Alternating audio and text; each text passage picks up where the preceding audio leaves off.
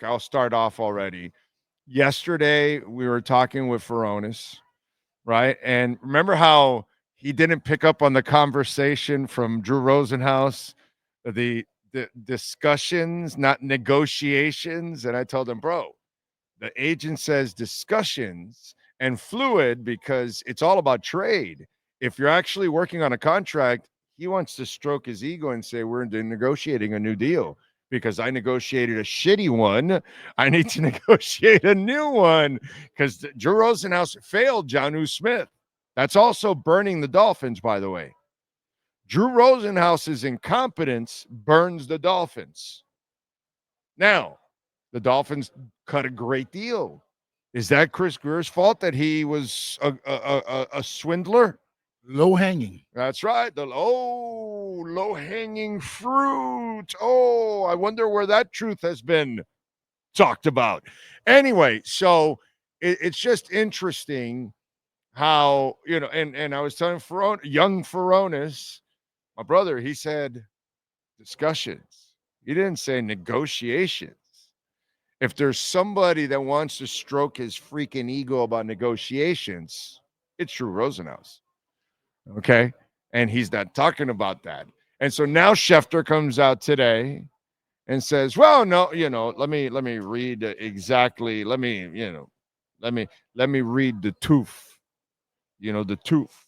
Adam Schefter characterized tight end Jonnu Smith's absence differently on NFL Live on Tuesday, asserting that his absence is also excused as the team seeks a trade. The Dolphins, according to Schefter, has given him permission and excused him from attending so he can go ahead and look for a trade partner.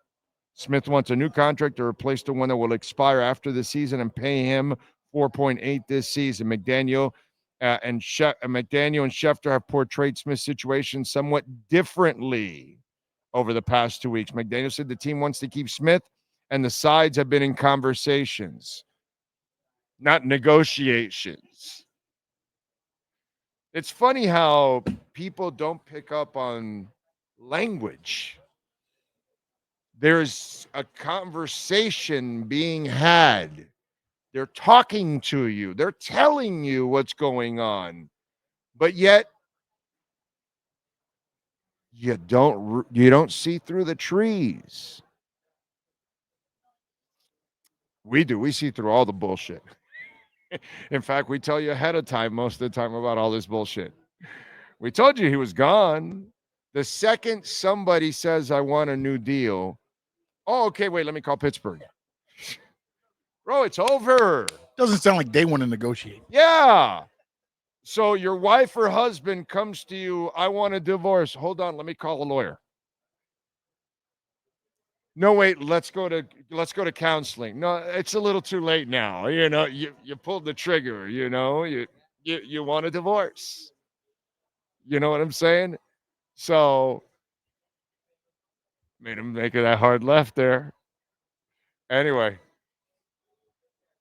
again, an inside thing that you just had to be a part of. Just craziness, dude. And it's staring you in the face, and they don't talk about it. And most of the media doesn't figure it out. Oh, now Schefter is phrasing it differently. What, you didn't pick up on it, dude? I'm sorry if you guys didn't pick up on it, but we picked up on it.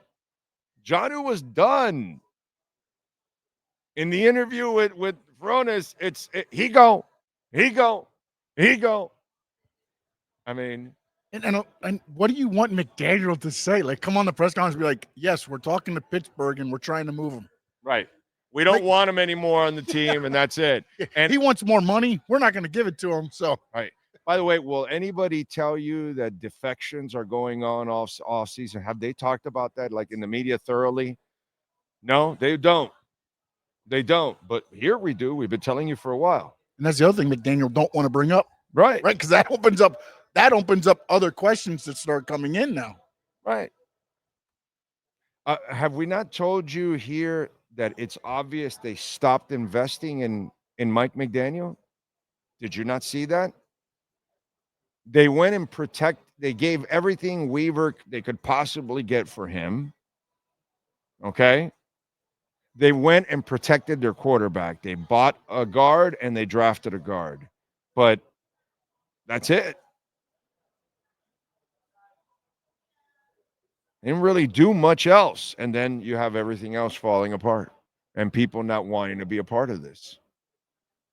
And that's what's going on.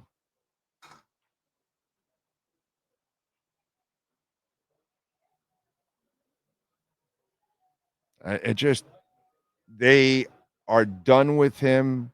I think I'm the only person in the entire country telling you this is a what year? A transition year. What's going on? They're done investing in McDaniel. They realize they screwed up giving him that contract. And they're like, yeah, we're not going down this rabbit hole. You're sink or swim and you're on your own this year. If you can make it happen, then you can stay on board. But if not, this will give us the justification to fire you at some point during the season. They haven't told him that.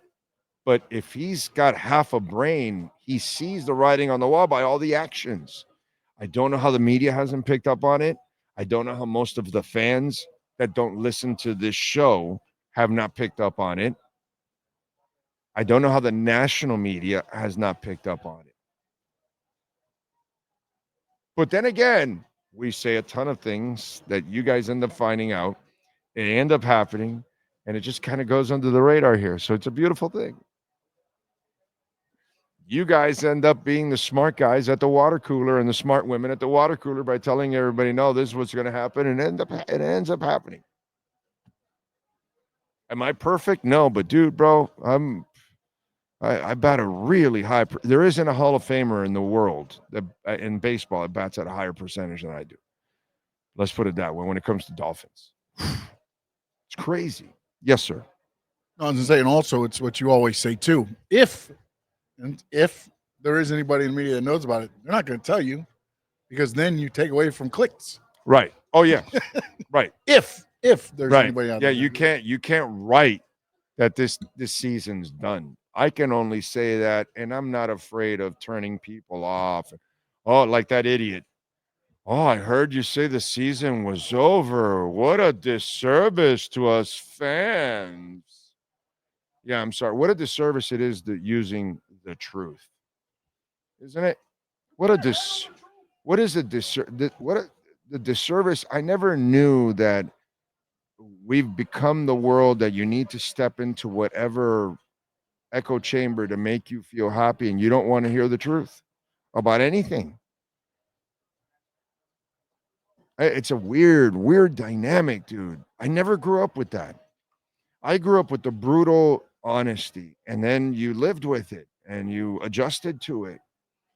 It's how it was. That's how it's always been for me. I don't get it, ladies and gentlemen. If your team sucked, your team sucked. Right. You knew it. You still cheered for them, but they sucked, and you knew it. Right. And you weren't afraid to say, "Oh man." And it goes the other way. Slump. This guy's missing passes. This guy, you weren't afraid to criticize and critique the team for their performance.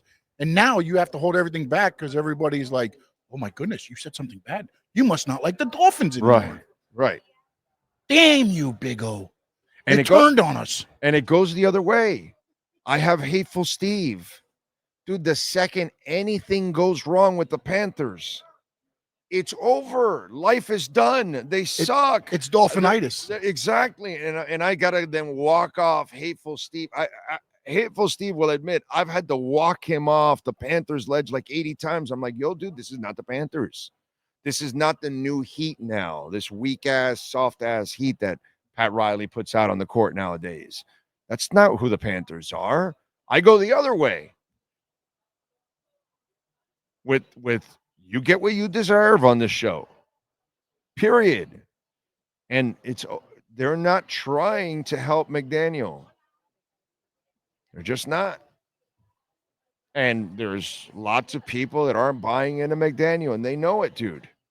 They just can't tell you this, but I'm telling you.